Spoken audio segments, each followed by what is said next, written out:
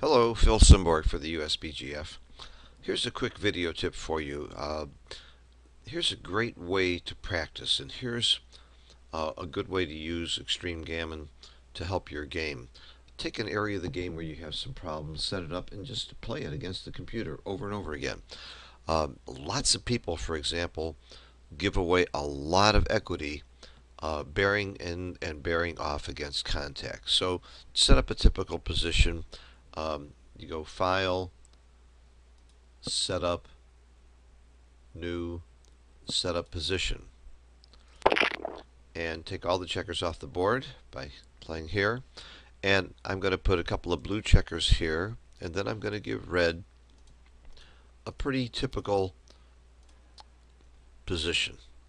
Let's put another checker on the outside.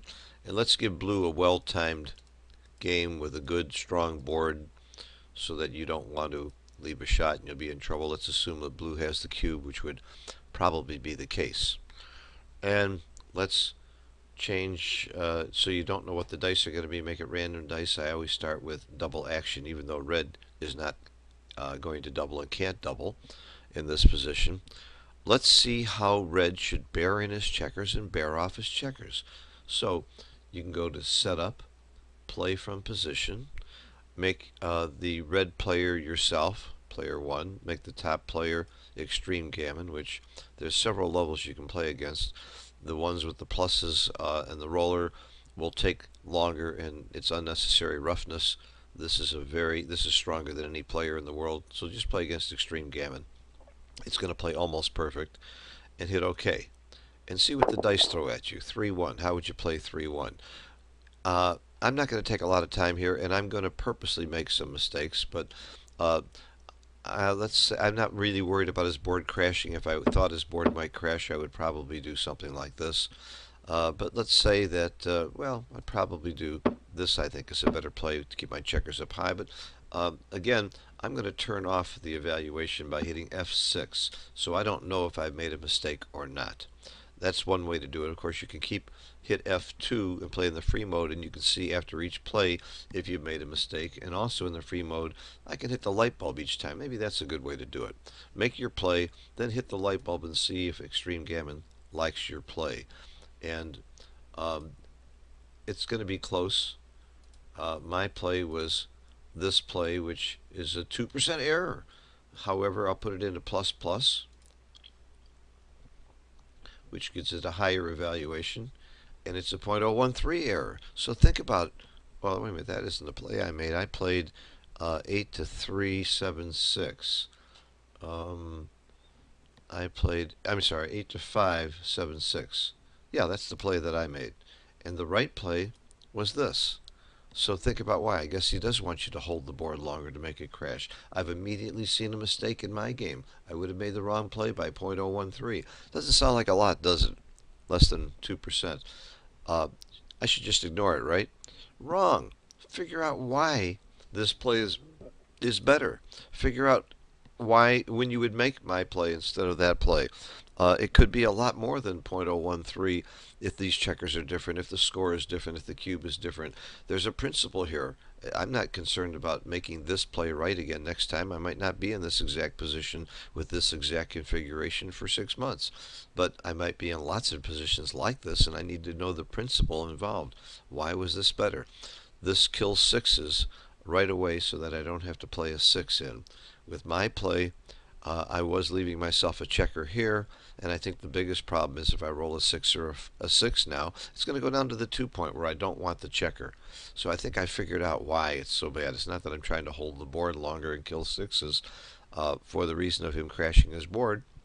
I'm killing sixes so I don't throw checkers down low because I want to end up with my checkers up as high as possible. So I didn't think about it long enough. If I had, I'm sure I would have gotten it right. I'm just trying to show you how to do this. I'm making a good excuse here, aren't I? But the point is, I've already learned something, immediately learned something. Okay, so now, do I go ahead and make my bad play, or do I go ahead and play the play that the computer would have made? I don't think it matters that much, so I'm going to make the right play. Let's see what happens next time. Okay, he rolls a good roll to keep his timing.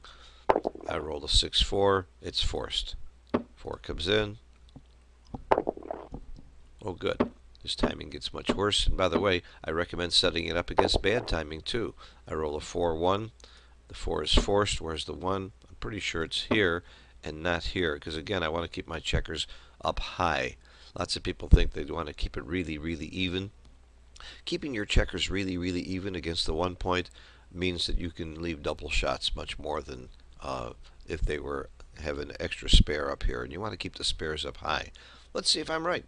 Hit the button, and I was correct. And how big a mistake would the other play have been?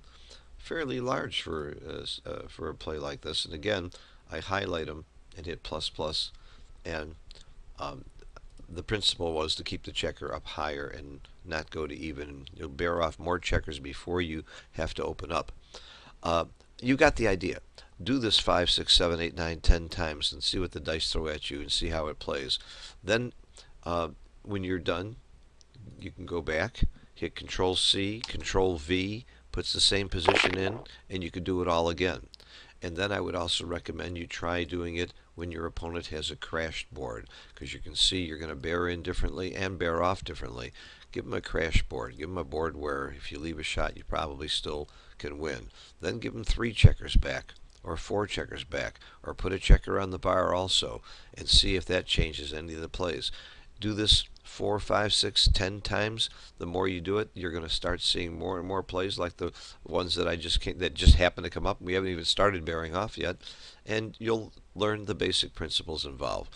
When you come up with a play that you don't understand or you made a mistake, figure out why the computer was telling you to do something else. And if you can't figure it out, save the position and find a mentor or a teacher or somebody you know who's really good. Send in the position and ask them for help.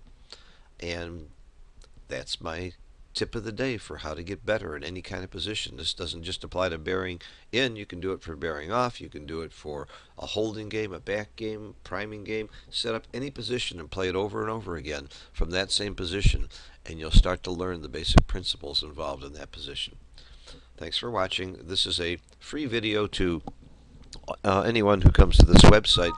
I have about 200 other videos that members of the USBGF can see that that are similar, teaching about cube and checker play, and often with guest professionals joining me to help explain these positions. So if you join the USBGF, you'll get a couple of these a week, and you'll be able to go back and see about 200 of these videos. So it's one of the many benefits of joining the USBGF, and you're also supporting the organization that is really helping to grow the game. And you don't have to be a U.S. citizen to join the USBGF. We have quite a few members from all over the world. There's some great tournaments you can get involved in. That's enough of my marketing and advertisement for today. Hope you'll join. Hope you enjoyed the video. Thanks for watching. Bye-bye.